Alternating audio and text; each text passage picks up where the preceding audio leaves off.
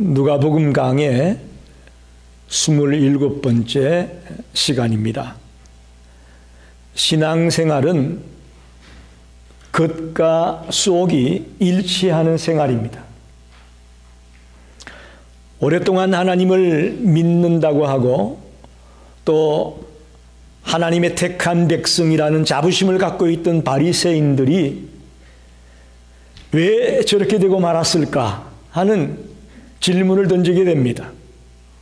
왜 겉은 반짝반짝 빛이 나는데 왜 속은 저렇게 추하고 더러운 자가 되고 말았을까? 이유는 한 가지입니다. 외식에 빠졌기 때문입니다. 외식이란 겉과 속이 다른 것을 말합니다. 지난주에 표리부동이라는 말을 했죠. 겉과 속이 다른 것이 외식이고 위선입니다. 여러분 한번 묻습니다. 주님이 우리의 겉사람과 속사람 중에 어디에 더 초점을 맞출 것 같습니까? 속사람입니다. 여러분 이 질문에 마음속 깊은 곳에서 대답이 우러나기를 바랍니다. 우리의 겉사람보다는 우리의 속사람의 주님은 초점을 맞추고 있다고 저는 믿습니다.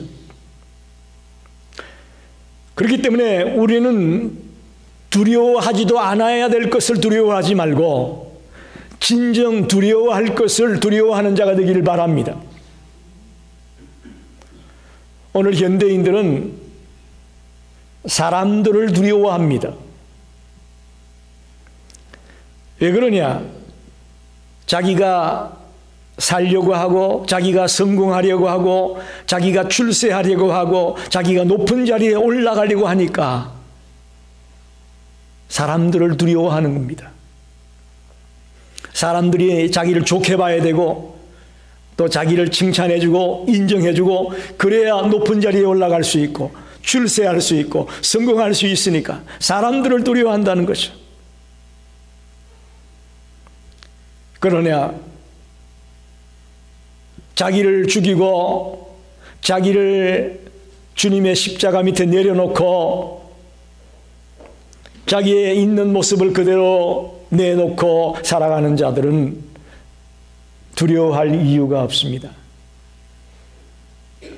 그러니까 사람들을 두려워하는 이유는 자꾸 자기를 감추고 있으니까 자기 속사람이 드러날까 봐 자기 속에 있는 게 드러날까 봐 자꾸 감추고 숨기고 하다 보니까 사람이 두려운 거죠. 자기의 모든 것을 내려놓는 사람들은 두려워할 것이 없죠. 또한 우리들이 자꾸 평안한 것만 좋아하고 안락한 것만 좋아하다 보니까 우리는 능력을 상실하게 되는 겁니다. 사실 우리가 크리스찬이긴 하지만 평안한 게 좋죠. 그죠? 안정되게 살아가는 것이 좋습니다. 그러나 너무너무 평안하고 안정되게만 살다 보면 우리가 무능해지고 말 수 있습니다. 능력을 상실할 수 있습니다. 고난을 헤쳐나가고 역경을 뚫고 나가고 어떤 시련과 환난이 와도 그걸 견디며 이겨나가는 그런 자세로 살아가는 사람들에게는 끊임없는 주님의 능력이 주님의 권능이 함께할지 모르겠지만 편안한 것만 좋아하고 그저 잘 먹고 잘 놀고 잘 자고 이런 것만을 염두에 두고 있다면 우리는 능력을 상실하게 될지 모릅니다. 오늘 본문은 두 부분으로 나눌 수 있습니다. 1절에서 3절까지는 11장 후반부와 연결되고 있다고 봐도 됩니다. 지난주에 겉사람보다 속사람 그런 제목으로 말씀을 드렸죠. 그 말씀과 연결되는 것이 1절과 3절입니다. 바리새인들의 외식적인 교훈과 은행을 조심해라 그런 메시지를 주고 있습니다. 4절로 12절은 이제 외식하는 바리새인들에게 예수님이 핍박을 받고 고난을 당하게 될 것입니다. 더 나아가 예수님을 핍박했던 자들이 훗날 제자들에게도 엄청난 박해와 핍박을 가하게 될 것을 말하는 것입니다. 그러면서 그들이 너희를 핍박하고 너희를 괴롭게 할지라도 두려워하지 말아라. 나를 핍박하는, 나를 괴롭히는 저들이 나를 따르는 너희들까지도 핍박하게 될 텐데 그때 두려워하지 말아라. 마땅히 두려워할 자를 두려워해야지 그런 자들을 두려워할 필요는 없다. 할렐루야. 다 예수님이 하시는 말씀에는 뜻이 있어요. 그냥 이 말 저 말 하는 거 아니에요. 한마디 한마디가 다 뼈가 있고 다 그 속에는 진리가 담겨 있는 겁니다. 한번 따라 합시다. 마땅히 두려워할 자를 두려워하고 두려워하지 않아도 될 자를 두려워하지 말라. 이것이 오늘 말씀에서 주님이 우리에게 주시는 메시지입니다.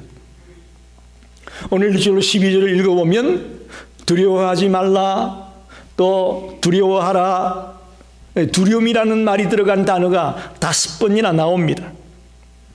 그래서 오늘 저는 이 말씀에 포커스를 맞춰서 마땅히 두려워할 자, 그가 누구냐 하는 제목을 갖고 은혜를 나누고 싶습니다. 첫째로 하나님 앞에 감출 수 있는 것은 없습니다. 2절을 볼까요?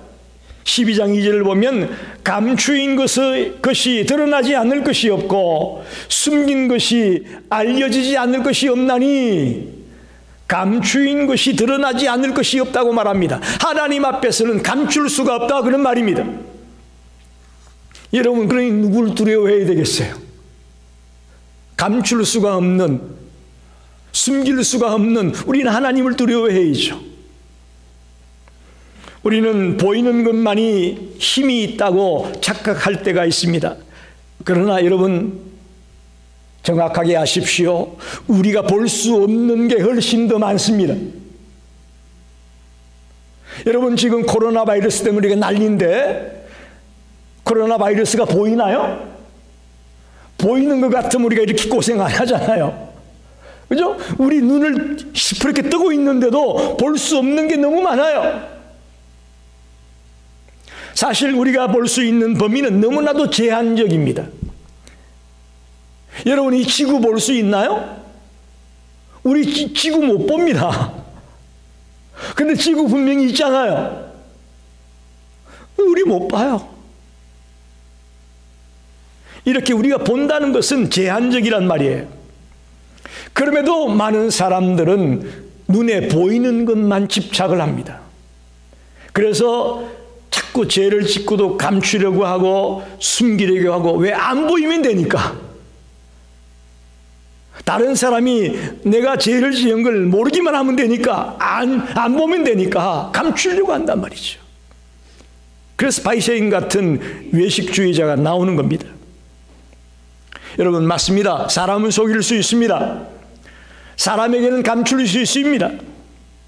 그러나 하나님 앞에서는 감출 수가 없습니다. 우리 하나님은 전지전능하신 분이라고 우리가 믿습니다. 전지하시다. 모든 걸 아신다는 거예요. 모든 걸 아신다는 거예요. 아무리 덮으려고 해도 숨기려고 해도 하나님 앞에서는 다 드러나게 되어 있다는 것을 꼭 기억하십시오. 세상에 비밀이 없다, 그런 말 많이 들으셨죠? 모르겠어요. 완전 범죄라는 게 간혹 있을 수 있을지 모르겠지만 완전 범죄 어렵습니다. 언젠가는 때가 되면 들키게 되고 발각되게 되어 있습니다. 요즘 특히 또 과학이 발달하다 보니까 여러 가지 방법으로 과거에는 발각이 안 됐는데 10년, 20년 지나가지고 이제서야 발각이 되는 경우도 있잖아요. 감출 수 없다는 거예요. 그러므로 우리는 하나님 앞에 결코 비밀이 없다는 사실을 인정해야 합니다. 그래서 하나님을 두려워하는 거죠. 한번 묻습니다. 여러분, 하나님을 두려워하시나요? 물론 하나님 사랑의 하나님입니다. 우리를 사랑하십니다. 근데 우리가 하나님을 두려워하는 것은 하나님이 나를 벌주고 나를 야단치고 나를 혼내기 때문에 우리가 하나님 두려워하는 게 아니에요. 나의 모든 걸 알고 계시는 하나님이기 때문에 두려운 거죠. 그 두려워한다는 것은 존경심에서의 두려움일 거예요. 어떻게 보면 하나님을 존경하기 때문에 두려워하는 거죠. 경외라고 그러죠. 경외한다. 잠언 1장 7절에 보면 하나님을 경외하는 것이 지식의 근본이거늘 미련한 자는 지혜와 훈계를 멸시한다. 여기 말하는 경외라는 말은 존경하고 두려워한다, 그런 뜻이에요.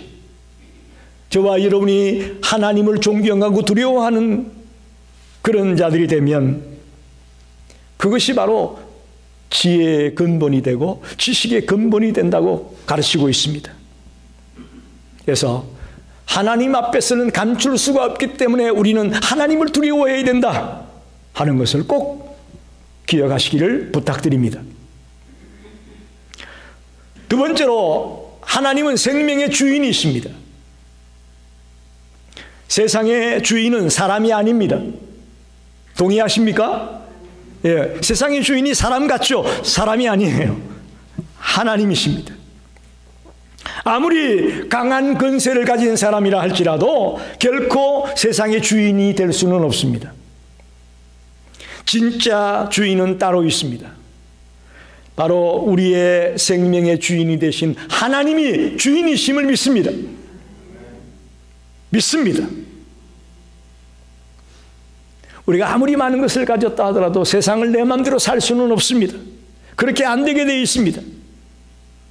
생명의 주인이신 하나님의 허락이 있어야 살 수가 있습니다. 성경에 어리석은 부자 비유 나오잖아요. 그가 엄청나게 풍작을 이루어가지고 창고마다 그냥 빼곡히 그냥 쌓아놓고 이제 신이 나서 먹고 마시고 즐기자라고 얘기를 하죠. 그때 주님이 말씀합니다.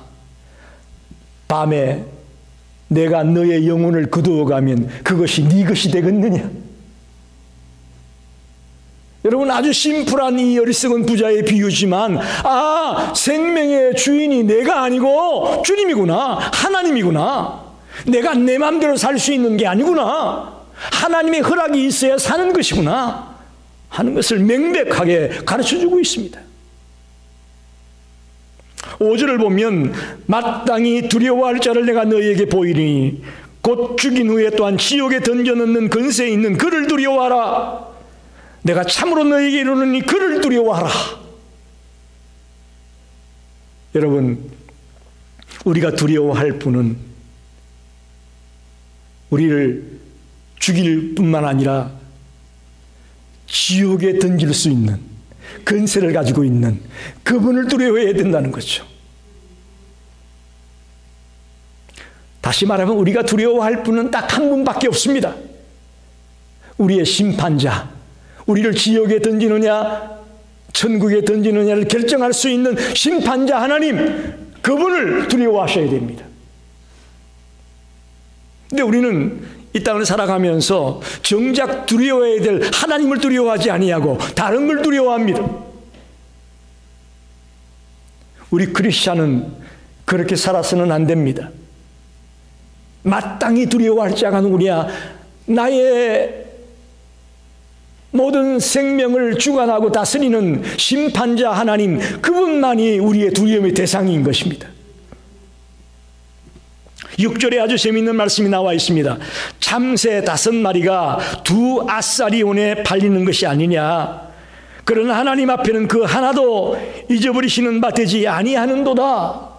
한 아사리온, 아사리온이 뭐냐면 데나리온이 뭔지 아시죠? 데나리온은 그 당시 노동자의 하루 품삯이에요. 그런데 아사리온은 이 데나리온의 16분의 1에 해당되는 가치를 가진 돈입니다. 예를 들어 보면 이런 거예요. 오늘 아주 최하층의 노동자가 하루에 50불을 번다고 합시다. 50불. 그러면 이 아사리온은 얼마냐? 3불 정도 되는 거예요. 3불. 16분의 1. 3불. 그래서 이 참새 5마리가 2아사리온에 팔린다. 이 참새 5마리가 6불 정도에 팔린다. 그런 표현이에요. 다시 말하면 굉장히 싸고 보잘것없는 이 참새지만 이것도 하나님의 허락이 없이는 안 된다. 그런 말이에요. 할렐루야. 여러분과 저는 이 참새보다도 귀한 존재인 줄 믿습니다. 그러니 하나님이 우리를 얼마나 소중히 여기고 얼마나 귀히 여기는가를 말씀을 통해 깨닫게 되는 것이죠. 그래서 나의 주인이 되시는 그 하나님을 두려워하며 그 하나님 앞에 겸손하게 머리를 숙일 수 있는 그런 성도가 되기를 원합니다.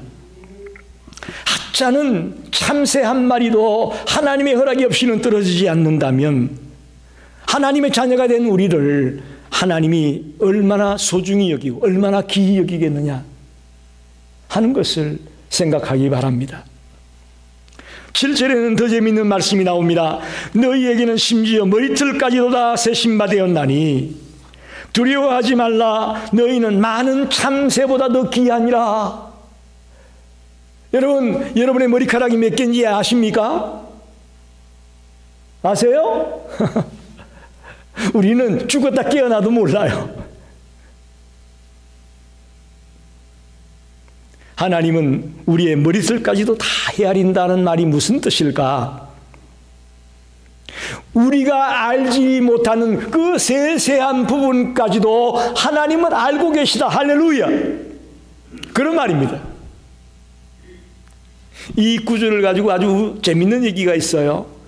대머리들 있죠? 하나님이 머리카락까지 다 세신다고 했는데 그럼 우리 같은 대머리는 뭡니까? 이렇게 묻는 분이 계시더라고. 여러분, 이 말씀에서 주고자 하는 핵심은 뭐예요? 우리가 알지 못하는 부분까지도 하나님은 세세하게 다 알고 계시다는 의미 아니에요. 꼭 머리카락이 있고 없고 그것이 중요한 것이 아니고 소홀히 지나가고 가볍게 지나갈 수 있는 그런 부분까지도 하나님은 세밀하게 지켜보고 있고 관찰하고 있다는 것을 말하는 것이죠. 우리의 생명의 주인이 되시고 우리의 자세한 세세한 부분까지 속속들이 알고 계신 그 하나님을 두려워하시기 바랍니다. 생명의 주인이고 나의 아주 미미한 부분까지도 일일이 알고 계신 그 하나님을 두려워하며 살아가는 지혜로운 성도들이 되기를 바랍니다. 마지막으로 하나님은 사람들 앞에서 나를 시인하는 자를 나도 시인하겠다라고 말합니다. 여러분, 굉장히 중요한 말입니다. 사람 앞에서 예수 그리스도가 나의 주님입니다. 나의 구세주입니다. 하나님이 천지 만물을 창조하시고 나를 이 땅에 살게 하시고 주관하시는 그런 전능자 하나님이십니다. 이런 분명한 하나님을 시인하고 고백하는 고백이 있는 자가 주님 앞에 갔을 때에 주님께서 그도 시인하겠다라는 그런 말씀입니다. 여러분 보세요. 사람 없는 데서 두드리처럼 나 주님 믿어요. 이거는 다 할 수 있어요. 무슨 이해가 되십니까? 두드리처럼 숨어가지고 나 주님 믿어요. 이거는 다 할 수 있다고요.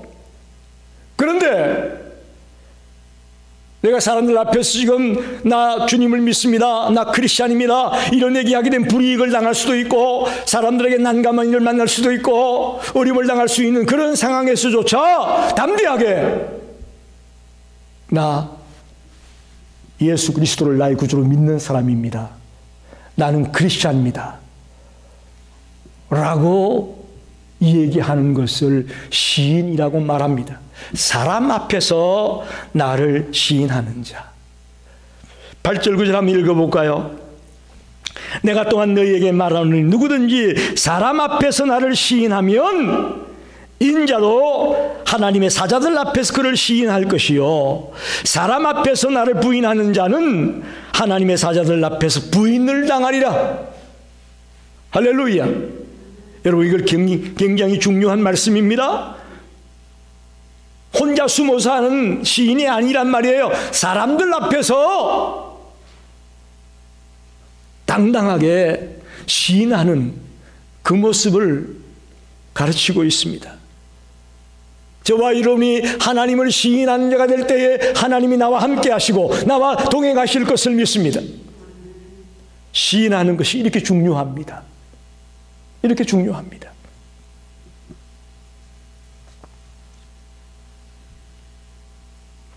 지금 하나님이 우리에게 원하는 것이 있다면 뭘 것 같습니까?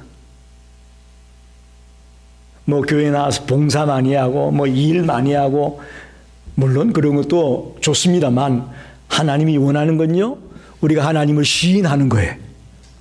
할렐루야. 하나님을 시인하는 것, 이게 굉장히 중요합니다.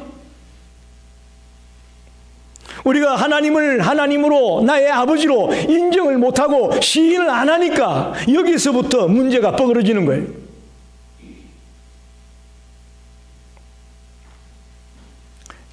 여러분, 저와 여러분의 영적인 아버지가 하나님이심을 인정하며 사는 자가 되기 바랍니다. 인정하는 것 매우 중요합니다. 예수님 당시에 주님을 따르던 많은 무리들이 핍박과 박해 가운데서 두려움에 떨리면서 주님을 시인하지 못할 때가 있었다고 봅니다. 세상의 권력 앞에 끌려갔을 때 두려워하고 앞이 캄캄해지니까 주를 시인하지 못하고 부인하게 되는 그런 예가 있을 수 있을 겁니다.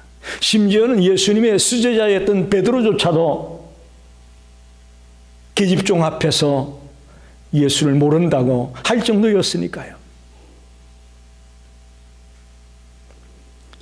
여러분, 그러나 분명히 기억하십시오.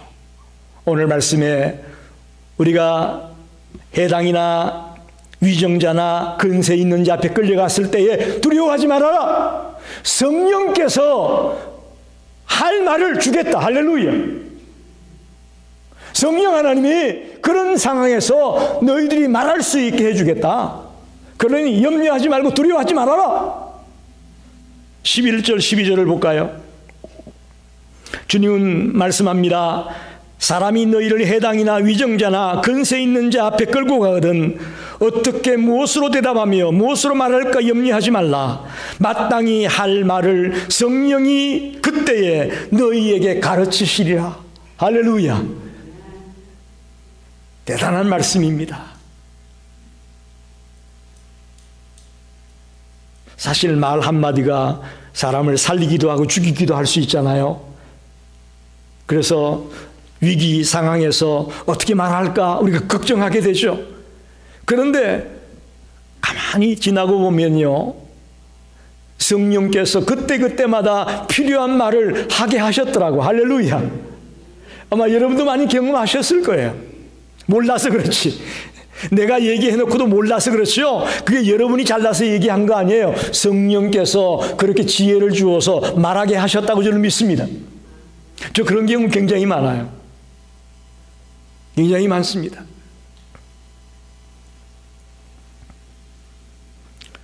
저와 여러분이 살다 보면 이런 일을 당할 수 있습니다. 어떤 위정자나 근세 있는 자 앞에 끌려가게 되어서 박해를 받고 또 위기에 봉착할 때가 있을 것입니다. 그때 염려하지 말고 성령님께 도움을 구하며 또 성령의 충만함을 통해서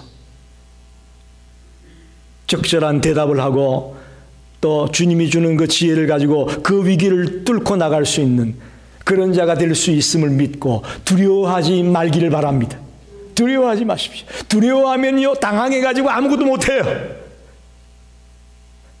또 두려워하게 되면요 성령님이 나에게 주는 말씀도 못 들어요. 내가 두려워하다 보니까 우왕좌왕하면서 뭔가 주님이 나에게 주는 지혜가 있는데도 불구하고 그걸 캐치 못하고 그냥 끝나고 마는 거죠. 여러분, 성령 하나님이 여러분 곁에 계심을 믿습니까? 지금 이 자리에 성령님이 계심을 믿습니까? 아멘입니다. 여기 주님 계십니다. 여러분의 삶의 현장에서도 마찬가지예요. 여러분이 가정에 돌아가든 직장에 돌아가든 사람을 만나든 어디든 간에 여러분이 가는 곳마다 여러분 하나님의 자녀이기 때문에 성령님이 여러분 같이 계심을 저는 믿습니다. 그분의 지혜를 구하십시오. 그분의 도움을 구하세요. 두려워하지 말고. 그러기 위해서는 시인하는 것이 중요합니다. 나는 당신의 자녀입니다. 하나님 아버지, 여기 당신의 불쌍한 아들이 있습니다. 분명한 하나님을 아버지로 고백하며 예수님을 나의 구주로 고백하는 시인이 매우 중요한 것이죠. 또 그 고백은, 그 시인은 성령님이 역사할 때 가능합니다. 할렐루야. 성령님이 아니고서는 예수님을 주님이라고 부를 수 없다고 했습니다. 지금 길거리 지나가는 사람 붙들고 예수님이 주님입니까? 물어보세요. 무슨 소리요? 우리처럼 함부로 예수님을 주님이라고 고백 못합니다. 성령님이 계신 자만이 예수님을 주님이라고 고백할 수 있는 거죠.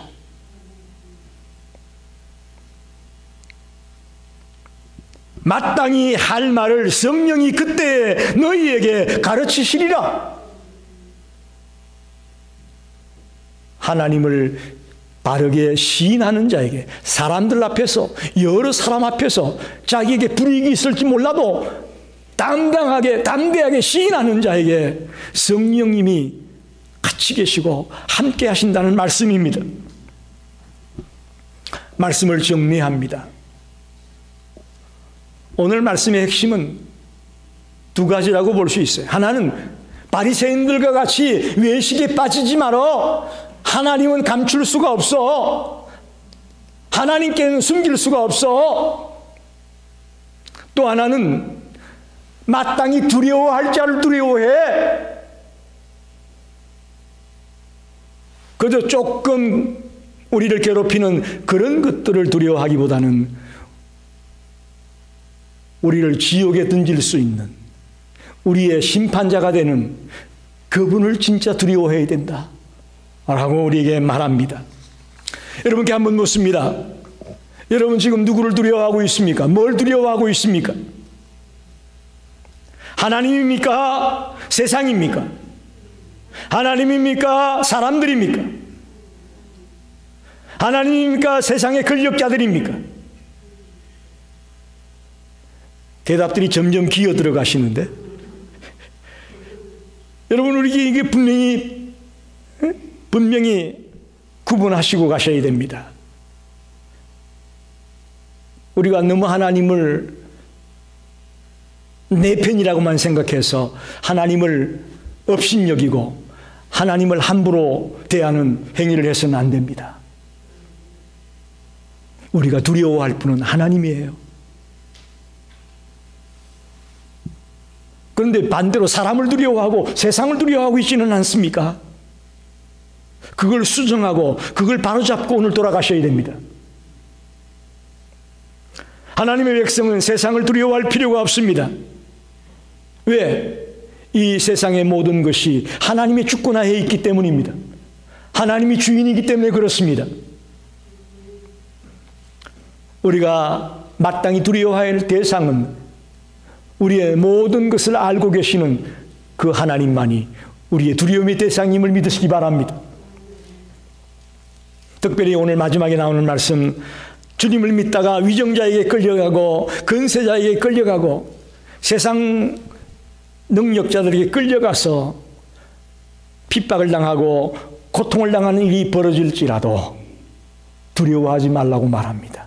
왜? 성령님이 함께 계셔서 우리에게 대답할 말을 주시고 그 상황에서도 이겨낼 수 있는 지혜와 능력을 주시기 때문이다. 그렇게 말합니다. 사랑하는 성도 여러분, 오늘부터 마땅히 두려워할 자를 두려워하며 사는 자가 되기 바랍니다. 두려워하지도 않아야 될 것들을 두려워하다가 시간 낭비하지 말고 진정 두려워할 자, 그 여호와 하나님을 두려워하며 남은 생을 살아가는 성도가 되시기를 간절히 축원합니다. 기도하겠습니다.